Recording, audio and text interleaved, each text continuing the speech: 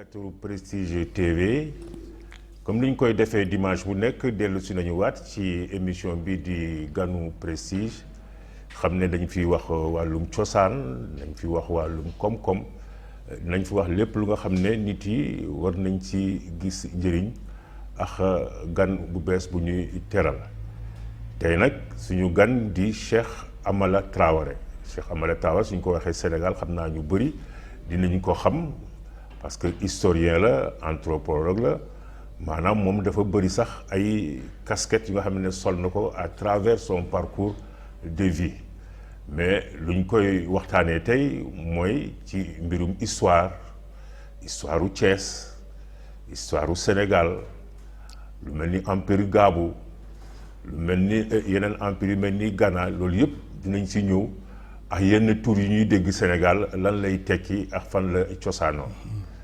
Cheikh Amala Traoré maa ngi lay nuyu. ñu lay fay. tey si invitation bi ci wàllum ganum Prestige di lay laaj dafa su ma nee Cheikh Amala Traoré parce que nee naa casquette yu bëri nga am historien nga anthropologue nga sportif nga journaliste graphiste nga mais ban moo la si gën a yitteel jamono yu nekk nii. bi ma si gën a itteel boobu simple bi ñu moo ëmb lépp chercheur point. chercheur indépendant. D'autant plus que mag laa j'ai 72 ans. li ma doon def mënatuma ko. Et également j'ai parlé également awma ay ambition yi nga xam ne am naa ambition mais ambition yi mënatuma ko jot parce que mag laa. ba tax na bu ñëwee ma foofu mu neex mais mun naa la wax tuuti si man. man yàlla dafa def du suma tiitër du suma coobare. yàlla ko def te. moom mooy boo ma dula heure bi dama fi nekkoon avant indépendance pendant et après indépendance. kontu boog Sénégal gii. Sénégal fii. waaw. fii laa juddoo 12 rue Escarfet entre Blanchot ak Vincent. Dakar. jàngee fi tamit école de la rue de Thionk. juste moom mooy sës rek ak commissariat central. bi nekkoon place Protet te ñu koy wax tey place de l'Indépendance. yaa ngi dégg école boobu nag fu la du ma ko tëb pourquoi parce que Birago Diop écrivain moom écriture bi rek mais il est vraiment c'était quelqu'un yi nga xam ne dafa imprégné wu si Senghor combat bi mu doon mëne moom ak ñoom Aimé Césaire Léon Gontran Damas di revendiquer seen négritude moom vétérinaire la woon jàngoon na am na xam-xam mais yàlla daf ko dëppee mu dem côté écrivain def ay xarañte boobu mu def yàlla ba muy def bi muy gaañu amutoon dara mu jël këram bi nekk Point E mu def ko maison des écrivains may leen ko noonu la demee bon bu ma jógee si loolu mu ñëw nag si man dama di ki nga xam ne pratiqué naa sport d'abord dama koy tënku quoi pratiqué naa sport def naa athlétisme champion recordman du Sénégal. En quelle année? En 1963 archive yaa ngi fi. dañuy daan def Dakar matin ay page entière. quand il y a réew cinéma boobu télévision amul. li may génnee may entraque. may de publicité cere jàmbaar. ça vous êtes journaliste laajte dañ ko xam. sauce bi si pot bi ak cere bi. tout ça là bon alors jóge fa bi ma jógee si loolu nekk recordman du Sénégal aussi dëkk bi ngay dégg Dakar Université Club je suis membre fondateur de ce club. avec le directeur bi ki ñuy doon wax Tiro moo doon directeur sportif bu université de Dakar boo demee da nga fa gis sërëm boo demee les premiers pensionnaires man ci laa nga bokk. yaa ngi dégg. pavillon A foo dañuy daan lekkee di defee lu ne. di sangoy sa si kaw foofu la étudiants yi nekkoon yaa ngi dégg alors bu ma jógee foofu nag léegi ma jóge fa dem dugg si football xam nga ne le ful daf ma influencé lu tax parce que koñ boo gis rek xale yi da ngay football. ma dugg mais loolu yëpp en même temps yaa ngi doon jàng. waaw bien sûr maa ngi doon jàng. ba mais attention parce que man sama papa mi ngi gaañu 1963 j'avais 13 ans. 63 bi muy gaañu j'ai chômé 2 ans ñam naa duy chômage. jànguloo liggéey. yow jànguma liggéeyuma defoo dara. parce que il fallait attendre ñu xaar capital décès sama papa alkaati la woon. maire yi sama papa ñetti jabar la woon. sama yaay Anta Diarra comme yow. bu jëm ñu koy wax Salimata Traoré. ak ki ñuy wax maire Marème Sène moom moo doon tantay bopp seen biir nekkoon xalam. kii jamono. ñetti jabar yooyu la mais y avait rien. Après ça moi j'étais le plus âgé parmi ses enfants. D'autant parce que sa mbokk bu jigéen ni ko Aminata Traoré. moo ñu mag.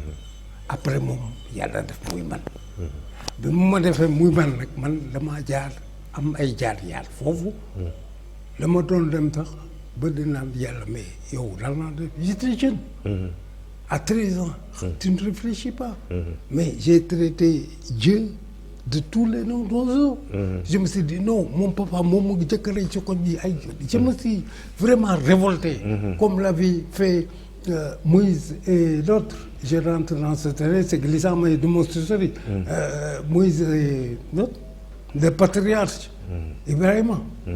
Il a fallu qu'il nous révolte, c'est quand même pour yalla woné bopam. J'en passe. Religieux yi xam nañu lu may wax bu baax. mooy catholique di chrétien parce que man je lis la Bible comme ni may lire yaa ngi dégg. alxuraan. loolu jóge fa bi ma paree noonu nag ma dem avec ces 2 ans de chômage j'ai été à la Soboa. moom mooy brasserie bii nekk fii. Lourdes de Bel-Air la Lourdes de Bel-Air. Tout à fait. alors yeneen naa ay kees foofu. ni ñuy defee bi xam naa ko buy ñëw day tàng. y a eu des accidents devant moi c'est des aventures. ay jékki bouteilles yi du ñuy explosé yëpp bëtt nit. ay yu kenn xamul. après la ñu wut ay masque en verre ay faru ñuy yenu di teg doo taxaw. sauterelle bi day daw rek bu ñëwee rek nga del teg. bon ñu jógee foofu ma jóge fa dem Petersen bi ñuy wax nii. li may wax carte école la. parce que Petersen bi mu fa namee gis nga Papa Gueye Fall xam nga ne train bi foofu la daan jaar. pour dem usine ba moom mooy jaar routière bi actuellement. léegi nag foofu bu mu fa demee au moins xaalis bi ma fa daan am moo tane li ma daan am Soboa par jour di ma daan fay 475 même pas 500 francs. xaalis sax amoon na fa de mais fële Petersen sama benn mbokk bu Malicounda Bambara parce que man juddoo moo foofu.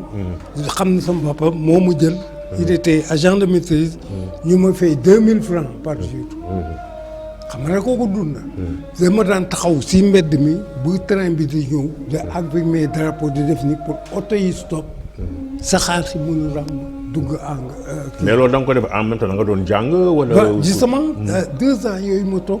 dama doon jàng mais de façon kii quoi autodidactique quoi. waaw. bon yaa doon jàngal sa bopp daal. voilà alors nag jërëjëf bi capital décès bi ñëwee.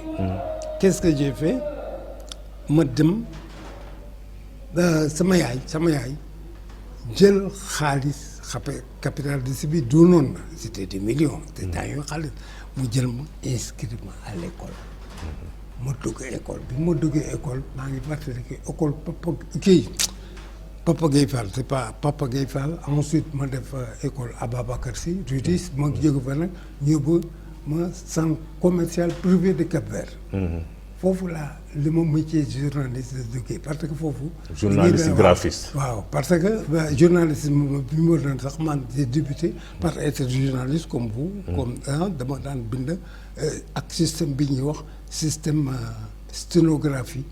bi ñuy wax système Prévost. après bu njëkk fa def beneen système bi dafa mel ni arab bind boobu c'est l'écriture qui va aussi rapidement que la parole. alors léegi ma jóge foofu ma def beneen système bi speech writing. foofu nag la ma métier général encore nag dama daan lire bi ma lire j'ai vu les Victor Hugo les Fontaine tout ça là ak seen fabrique yi ça m'a subjugué quoi. je me suis dit mais ces gens-là ils sont morts aujourd'hui on parle d'eux ils ont fait leur marque man tam dama war a def sama marque. c'est comme ça que l'idée est venue en moi et j'ai commencé à écrire. En tout cas, jusqu'à ce que vous fit partie du groupe qui a écrit l'histoire générale du Sénégal des origines à nos jours. Histoire générale Sénégal boobu lan mooy sa participation yow. Man sama participation c'est compte tenu de mes connaissances spécialistes en mandinkan. Mandinkan. Vous êtes mandin comme moi. Donc vous comprenez ce que je veux. Mandinkan veut dire l'onko. Bon, linguistiquement, m'a présenté luy manding parce que c'est une notion xam-xam na ba nga xam ne nit ñi duñ koy jaxase galvaudé ko fii au Sénégal. Comme imaginez bu ñu nee socé ñu ne non. Socé bokkul ak manding c'est faux. bu ñu nee jola ñu nee jola non. Je m'arrête avec le mot jola ak jula. Vous êtes manding comme moi. Jola ijo. Donc bañkat la ñu taxaw. Le Sénégal est resté debout.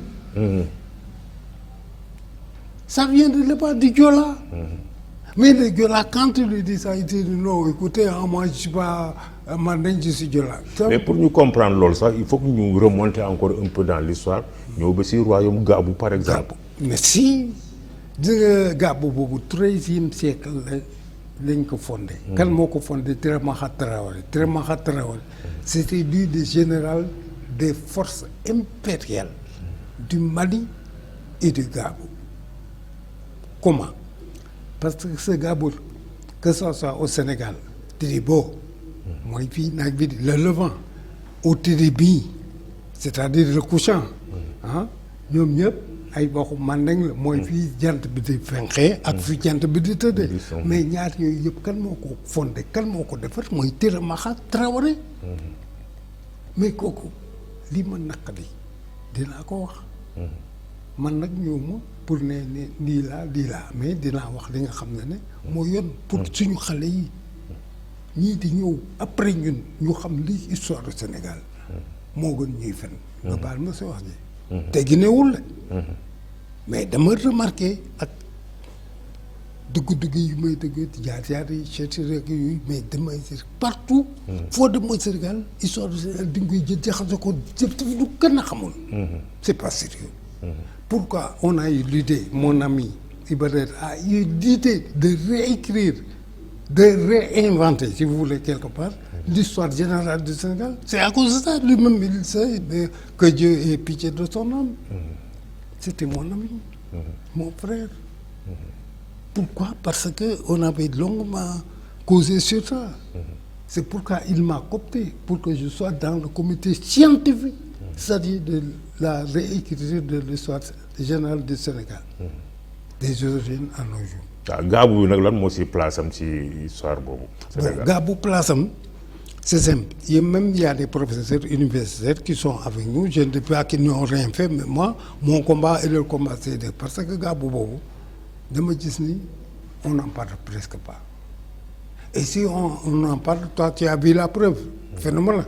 Rapport général bi ñuy def ci livre bi kii bi séminaire bi ñuy def fii à Thiès. lan la ñuy def. kat di ñu ma may. Tout ça. Ça m'a fait mal. Tout ça. Je ne sais pas. Et pourtant j'ai parlé de Térémakha Traoré peut-être li mu sant Traoré tax. Ethnocide la. Ethnocide la je dis bien les mots je place bien mes mots pour le dire. Pourquoi? Parce que je ne peux pas causer aux autres ñenn ne ku si ne man di moom wax moo ëpp solo téeméer yoon ñoom li ñu wax. ay bon du ma tudd ay nii ay naa ne ci institutrice la nii nee na nii nee na naa non c'est pas ça. C'est des mensonges. ba pare sax day jiwut ay accointances ñu ngi jóge scénario yi ay c'est des complexés. vous voyez bon j'en passe maintenant yow preuve boobu gis nga ko. nga war a xam ne rek xeex xam na ma. wala amul kat nii. ankañ. xeex xam na ma. alors il faut la comprendre ma ne ñii dañ may xeex mais ñii nekk suñu biir c'est amal nañ ñoom comme ñoom it dañuy lem seen génn nga baal ma wax bi toog si di leen di xool non. moi je suis pas comme man gënuma kenn. ñun ñëpp doomu aadama benn lañ mais nag kenn amul droit di tëb. di bonde sama kaw di ma wone yaa ma gën. non je suis pas en tout cas ñun dañu ñëw tey pour waxtaan ci histoire du Sénégal mais balaa ñuy dem Sénégal dans sa globalité Thiès Thiès tur bi fan la jógee Thiès. Thiès man si li ma xam je ne dis pas que j'ai la vérité absolue mais lii wóor boo wóor ni ñi nee nañu Thiès jànqeen. ñu ngi siy joué sax ay pièces de théâtre. Thiès jànqeen boobu man pour man fii laa juddoo màggoo fii di Sénégal kenn gënu maa nekk Sénégal nga ma taxaw foofu xamatu la parce que bu ma nee Traoré ñu ne tu viens du Mali. mais fii Sénégal hymne national kan moo ko defar Senghor il était quoi ñoomiñ kabu. il vient di ñoomiñ mais di gaabu. que m'accompagne des Kora. def na si ay kii papam ay jowlu man nañ yooyu. Kora moom c'est Mandeng waaw. yaa ngi dégg mais il a même écrit bon bu si loolu di jigéen loolu mu bind si que m'accompagne des Kora di ñu ne ñoomiñ ka. di nga ko abrégé. mais c'est gaabu. Senghor revient donc il est de mère Mandeng et c'est ce fond papam moom mooy séeréer. mais culture Mandeng bi daf ko dugg ba suñu hymne national dafa ne pincez tous vos koras frappez les bras premier couplet. mu jóge fa mu jël devise u Tirabaxa Traoré parce que guerrier la woon. conquête terre yi suñu état def yëpp dans le Mali. moo ko xeex. lii tax muy xooxu parce que dafa amoon bés Jolof te kenn du ko wax. le buur ba Jolof. kii ko rey Tirabaxa Traoré la. xam naa ne peut-être loolu tax olof yi am gàcce boobu. ngeen baal ma de. waxuma ma wax bu ñaaw de. histoire lay wax ni de. boo leen may dee dem leen archive. di ngeen ko gis. man maa ne dem leen di fan di ngeen ko gis. bon il a ñu nëbb leen ko. mais am na. Tirabaxa Traoré moo jàpp buur ba Jolof rey ko xam nga fan la ko reyee. ñu ngi ko reyee au Niger. bi muy jël waa ji pour yóbbu ko si Sunjata du tax. dafa xam du tax parce que Sunjata dafa jënd woon ay jula mooy ñii di jënd. ay malaak yooyu comme ni béykat yi di def di dem Mali di jënd di ñëw. ñooñu nag ñu ñëwoon fii côté Linguère yooyu dafa bare woon bataille pour jënd toujours c'était le même territoire c'était le Mali. moom moo ko moomoon. léegi bi ngi ñëwee jënd ba pare ñu ne dañuy dem waa ji buur ba Jolof comme que Bawol royaume de Bawol ak bu fan Bawol la xam fàtte naa ko bon alors ñoom dañuy rallier wu si moom reconnaître autorité buur ba Jolof mu foog ne moom lépp. mu ne gars yi da leen fi jógee confisqué naa seen jur ak suuf yéen tamit dana fi jóg moo am sax ñu mu rëy. suñu étape bi mu déggee wax boobu muy ñëw nag pour ñu venger ko bi ñu ko waxee Tirabaxa ñëw mu taxaw ne ko man de maay sa guerrier maay sa général bàyyi ma dem suñu étape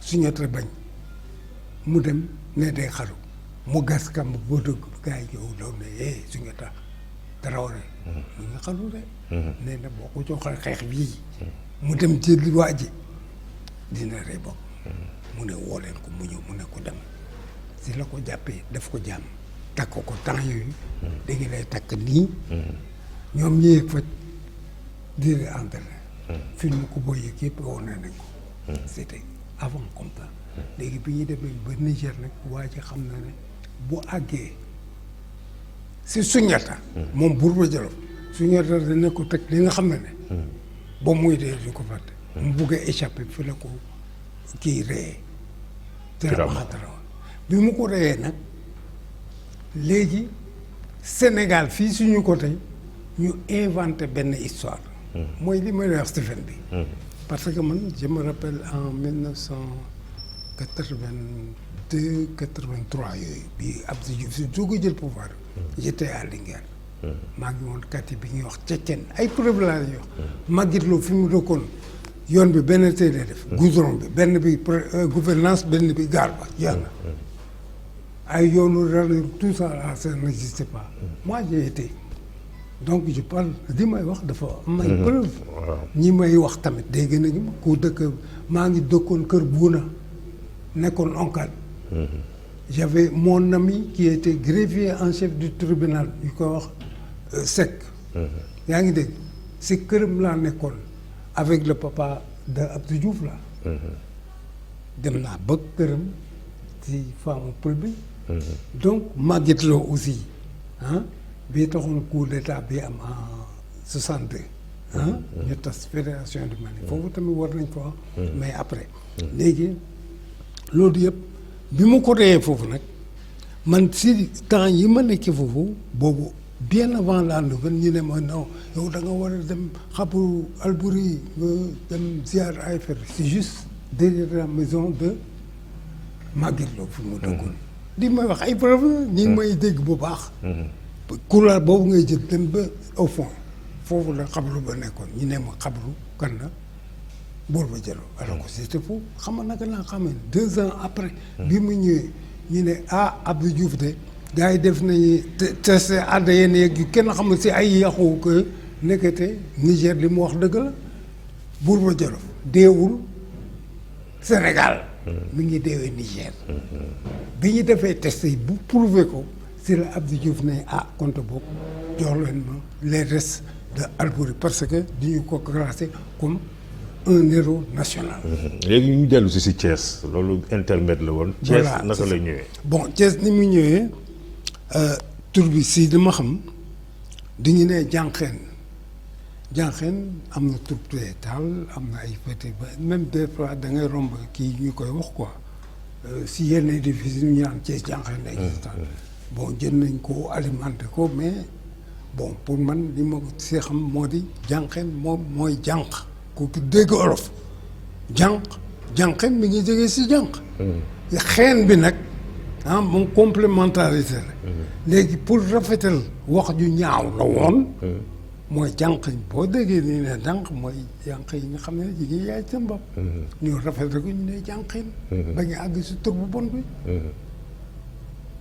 foofu la turu jànqeen jógee si li ma xam léegi nag bi loolu amee ñu naan jànqeen lii tax loolu am tur bu ñëw boobu am parce que li ko jëlee fii Jaxaaw commencement marché central statue bi bande de tête boobu di dem ba camp Michel Legrand ñal moo ko sëq camp Michel Legrand ak base aérienne ay militaire ko sëq ñooñu nag bu ñu daan am ay repos ak yooyu dañuy daan dem foofu parce que foofu Macky la woon di ko def Macky nag c'est parce que au début du woon Macky di nga ko defoon jël ko def ko lieu d'habitation pour les réfugiés d'accord temps au deuxième guerre mondiale bii loolu amee nag ba pare ñoom mu dem ba jànq yi di jóge partout à Thiès di dem mooy jànq yi yaay seen bopp parce que xam nañu militaires yi dañuy bëgg a affaire foo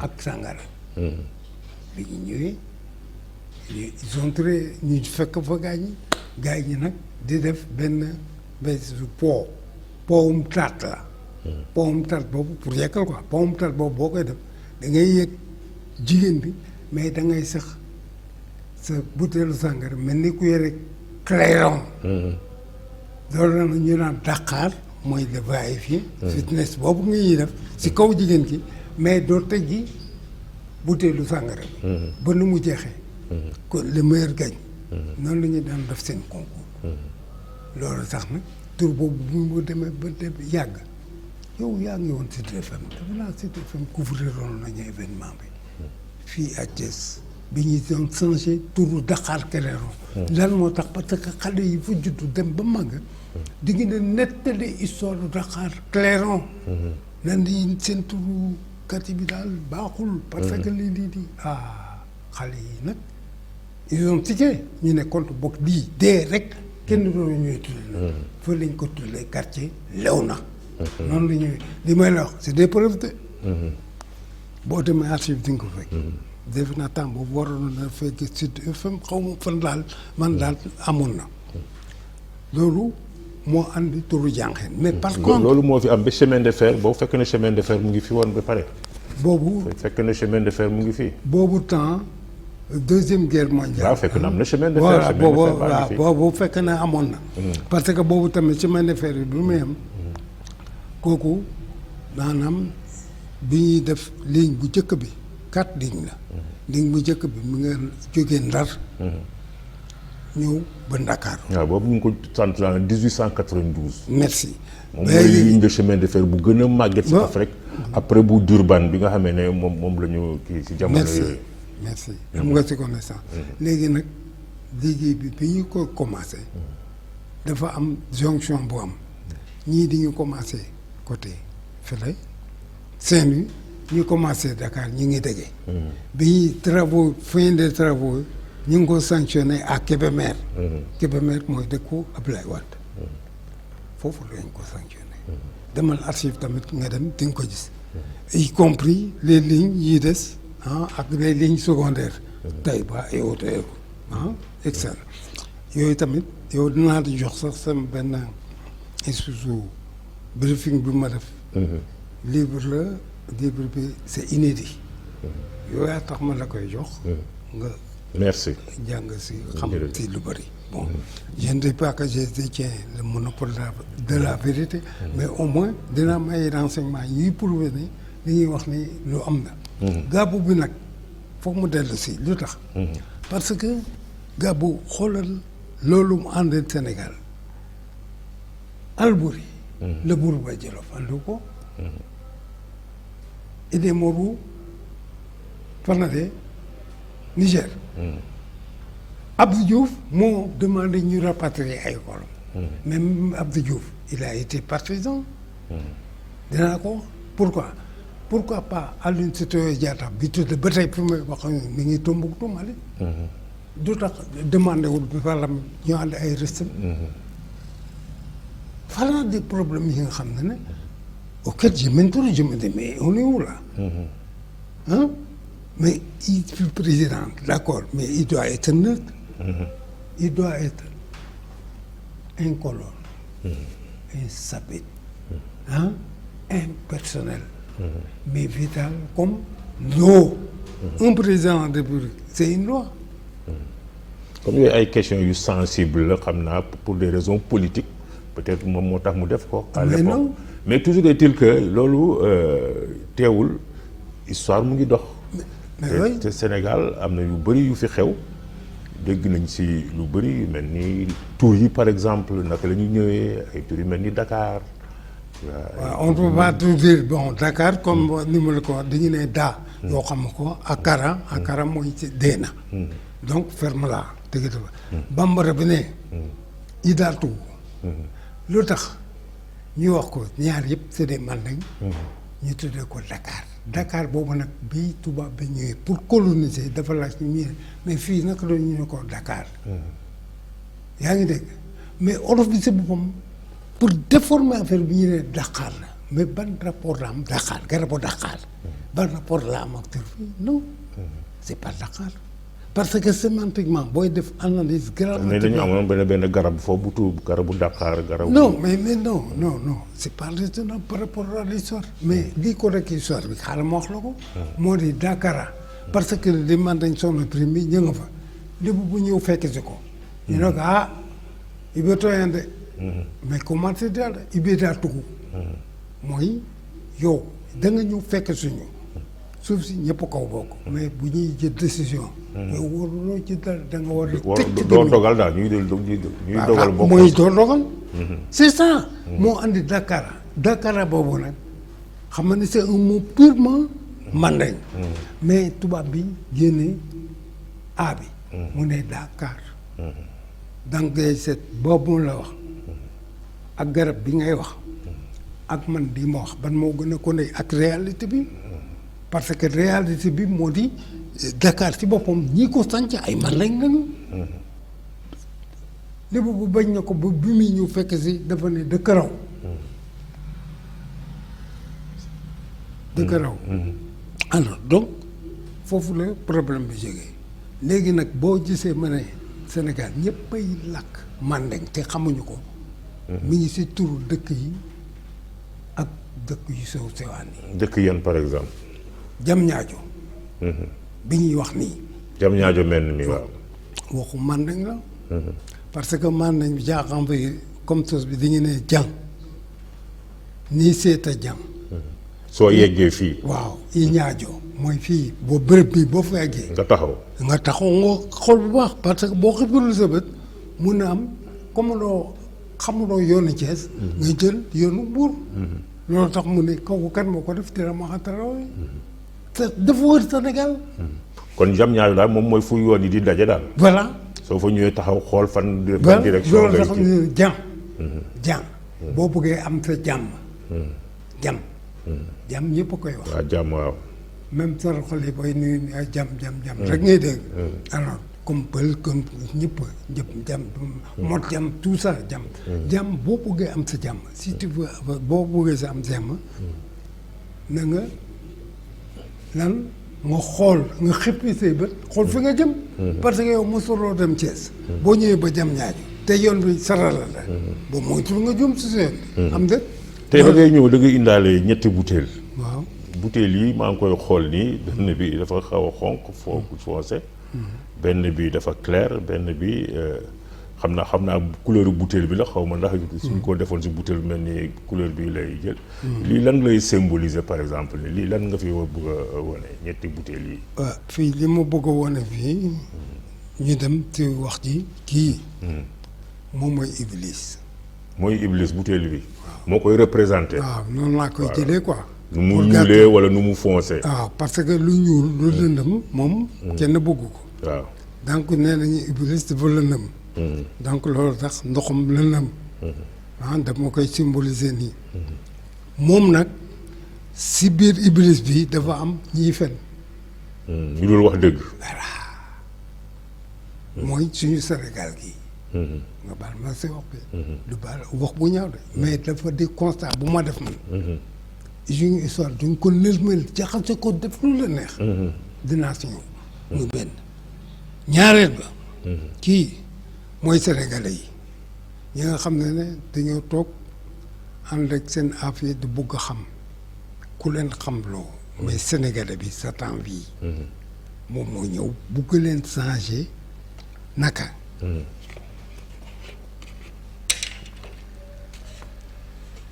di gis ngeen c'est que gis ngeen mu bugg leen changer xam nga ne ñii on peut dire que c'est des saints quoi. la couleur sainte. ay nit yu sell lañu nit yu voilà waaw. léegi nag moom mii mu bugg ndox mii. mu defal ko bu mu nekk comme moom. mu nekk fenkat. mu nekk rabajkat. mu nekk fumiste et cetera. loolu tax mu ñëw il procède par à-coup. à-coup mooy lan maanaam ndànk-ndànk. nii lan la ndox mi changé na wala changé. changé na kañ. mu ñëwaat di fenaat xam nga ne ay fen lay def. pour am di muy def. muy gën a foncé de. muy gën a foncé. mu ñëwaat mooy ni muy procédé quoi pour changer. léegi on va dire que ndox mi nekk na comme bii bu ma continuer day nekk comme bii. day nekk comme mais comme on n'a pas le temps je dis mi ngi nii. moom fexe ne ba lii soppi nekk comme moom. waaw donc am na lu mu bëggoon daal am na ko. am na ko. léegi nag yàlla ñëw. yàlla. na yàlla kenn mënu koo jàpp kenn mënu koo gis. dama koy waxee noonu. peut-être am na ñi nga xam ne dinañu ne wax bi ëppul. c'est-à-dire que pour ma argumenter. défendre sama thèse. foog ma jëlee ko nii. pour nit ñi teg ci seen bët. man dama image la quoi. voilà image pour nit ñi teg seen bët ni xam na ne man. du ma ñaaw ñi nga xam ne da nga leen daaj ñu ne man nag papa ñoo tuddandal bi. man ak frère am nii. da nga ko fekkee déedéet. mais da fekkee naa benn waay bu taxaw fële nee ma moom fekkee na ko ay. yooyu da wax. man damay wax li nga xam ne moo am. léegi nag bi loolu amee. moom bii des. moom mooy yàlla. yàlla dafa sell. yàlla. lu weex la. butéel bi moo xaw doy waar. donc moom yàlla. mi ngi mel ni nga ne dëgg. ak fen. lu mu yàgg-yàgg comme la charte du Kourou-Kamfouga. dafa ne. en son article j'ai oublié qui dispose que dafa ne fen bu dem ba am 40 ans. te kenn weddoo ko rek. xamal ni fen boobu dëgg lay mujjee. mais nag. fii loolu day représenté maanaam fen bi ñi ngi koy weddi. parce que kii dafa fen ba kii mel ni mu ñëw nag nee nii xaaral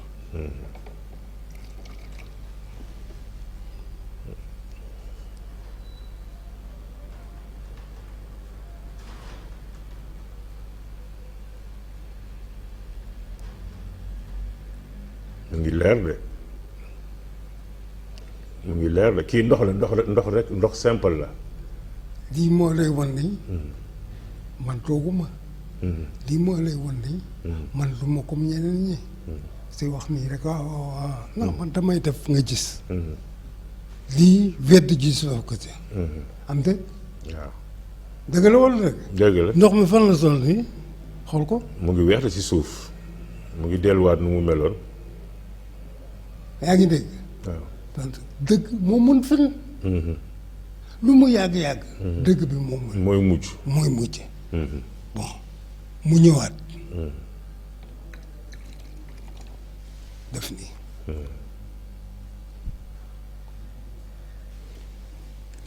weex na tàll weexaat na tàll weex na tàll dama boo xam kii ndoxu lan la lii eau minérale la ndoxu robinet la. après naa la ko wax hors antenne. hors antenne doo ko waxee fii. waaw léegi de weex na tàll dëgg baa ngi nii. mbooloo mi. kii. weddi gis ma ko sax. moo di gën moo gën ngeen di topp ay nit ñi leen di wax dama ko fekkee. Bon non c'est-à-dire man ak magam. ñuy te dama man ak bàyyam non non. ku leen ko wax xamal ne kooku dafa lay nax. kooku moo la ëpp xel yow. parce que di ngeen leen di rek ay dof. wax bi fii la ne. mooy jëf ji. jëf ji ku la ko woon nga xam ne kooku man mii tax boo leen ko. lii. du ñëpp ko xam xam naa ne am nañu ko am. mais du ñëpp ko xam mais foog nga gëstu nekk gëstukat. pour xam lii mën ko. loolu day wane ne man gëstukat la wala. bu xam nga ne yow yaa ngi may laaj. waaw naka laa def ma ne la ordre. am déet. waaw. c'était un secret. secret boobu nag lii ma xam naa ko. mais yow dinaa la ko baaxee sama mbokk nga. Aliou Jara. yaa ngi dégg. waaw même bu dul loolu sax comme ni ko sama mbokk sécurité di waxee. ma daraay leen tuuti balaa may continuer. miin ko patron fulbe. fii si Sénégal dama làkk pël. man sama maam mi ngi juddoo Amati Unaare. maa ngi tuddee Cheikh Amala Traoré. sama maam ki jëte sama bu ñu koy wax gànc fili gànciri Traoré. chaque année damay dem au Fouta. Le Fouta, même les noms de ces villes et des villages, c'est des noms mandingues, comme Mata. yow bamba da nga bu ma ko waxee peut-être gisul ko. mais si biir boo xoolee rek tuuti nga gisul Mata. nii. Mata. jëluma ko. nga bon nga jógee feneen ñu ne Woro Sogi. Woro Sogi. Woro Sogi la ñuy wax mais Woro ani Ségiton. mooy compte la des comptes la. 11 et Ségi kon waaw 11. 6 mooy Woro. Woro. Woro mi la Ségi waaw Ségi Woro Ségi ñoom ñu changé ko def Woro Sogi dañuy def. bind ko xam nga donc ils sont en train de voler l'histoire de façon avec la valeur phonétique. Je ne sais pas si je me fais qui est contenu. tubaab laa koy mën a waxee peut-être après ma jëm ko si wolof. maanaam qui est contenu l'orthographe des noms qui sont contenus dans les mots mandingues sont présents au Sénégal. Et si tu veux connaître la vérité sémantique, il faut passer par les mots. C'est comme le grec. Il te dit que l'étymologie du mot protéiforme. On te dit que l'étymologie vient du mot proté. xam nga ñu ne donc loolu. c'est un chemin un dieu grec. piste la waaw donc piste la bu lay wan ni wax bi am na maanaa. piste boobu nag également moo animé sama démarche partout au Sénégal. donc tur yooyu mooy wax inventé wu ma ko. nga jógee jam ne nga ne Sindia. Sinji. yow tu comprends Sinji mooy lan. du me wen. Sinji yaa ñoo bokk ndey ak baay. ñoo bokk benn même bi. ay doomu ndey lañu doomu ndey lañu waaw. mu am li ñuy wax Xinjiang. Xinjiang mooy lan. Xinjiang mooy maanaam men bu gudd bi. ñu ne Samba Dieng. Samba Dieng. moo nekk fii. Jifer sax c'est un mot bambara. Jifele. L'endroit. il y a de l'eau. n'est-ce pas. Baaso. mooy baasul. ñoo joor mooy ka ñoo jo. tu vois donc tout le Sine Saloum pourquoi ñu naan ñoo mbaatoo. ñoo mbaatoo ça c'est purement mandingue également ñoo mbaatoo. c'est-à-dire allons ensemble vers la mer. loolu lay teg muy ñu ànd dem. géej ga. fii géej bi voilà fii ndox mi ne. bon nga jóge fa nga dem Tambacounda kenn waxatu ko. Tamba moom ah turu mandingue. Kédougou. turu góor. foofu tamit bon nga dem j'ai la carte même yore naa carte bi nga xam ne day wane carrément mandingue yi fii ñu tabax ci au Sénégal. partout au Sénégal foo la am rek man la na fu mu fa tabax. tur yi yëpp ngay gis nii ay Sébikotane Ibe Sébiton. Italo moo la ko defar Sébi moom mooy garabu ron. dafa bëri woon Thiès fii trop. léegi sax seen toiture yi loolu la woon. mooy rogné daal surtout. voilà rogné voilà léegi moom moo commencé woon fële. Sébikotane non commencé Diamniadio. ñëw ba Sébikotane. bi Traoré ñëwee Sébikotane ma ne man dama réer man yoon bi ma doon dama bëggoon jaar fi géej gi ne. pardon mu ne leen géej gi ñu ne ko il file la parce que temps boobu aussi fii au Sénégal di nga doon lakk bambara rek. et ca il file la et sebe jin tuguwu ko i ka taa foo wuddaana yɔrɔ min na. donc effectivement yàlla def ñi ngi yem juste si Diamniadio. ñu ne foofu nag am na benn rond-point moom ngay jël tamit donc ce que j'ai dit. waxtaan bi vraiment neex na doyen. xam naa dañ koy dog parce que temps bu ñu mayoon. jeex na xam naa si yeneen émission dinañ ko def par thématique. voilà pour ñu gën a xam cosaan histoire u Sénégal. parce que si fànn yu bëri explication yi ñuy joxe ak yu ñuy bind. dafa dul méngoo ak réalité bi de tous les jours. merci di lay gërëm bu baax ci maanaam explication yi nga joxe fi tey ci wàllum cosaan ci wàllum histoire dem nañu royaume du Gabou Dakar naka la ñëwee Thiès loolu yëpp muy lu am solo di lay gërëm bu baax di dox laal dig daje ci beneen émission Gamou Prestige quel est le dernier mot. dama def di la gërëm di la sant yoon mi moo jox occasion bi xam naa ne am nga li nga xam ne yëg nga ko xam nga ko nga bëgg a leeral nit ñi affaire bi yemul sama diggante man ak yow mais yem sama diggante ak yow jëmale ko ci auditeurs yi ñuy seetaan pour ngeen gën a xam xippi seen bët xippi seen xel ngir yàlla waay Sénégal yéen a ngeen a raw de fexe den ba xippi seen bët li ngi leen wax bu doon ko gëm Sénégal fii nag lii ko yàq moo di loo war a woy dëgg wax na dëgg doo essayé xalaat yow ki lay wax loolu mu ngi lay nax est-ce que xamee loolu fexe den ba dina dee noonu nit ci waxee kenn wedduwul kenn ne nga ànd sa xel nga seet nga segg li nga la wax am na wala amul ñii ne koy wax xam ëpp ñu la xam loolu laa amoon comme conseil di koy jox Sénégalais yi c'est tout. jërëjëf je vous remercie. ba dimanche prochain.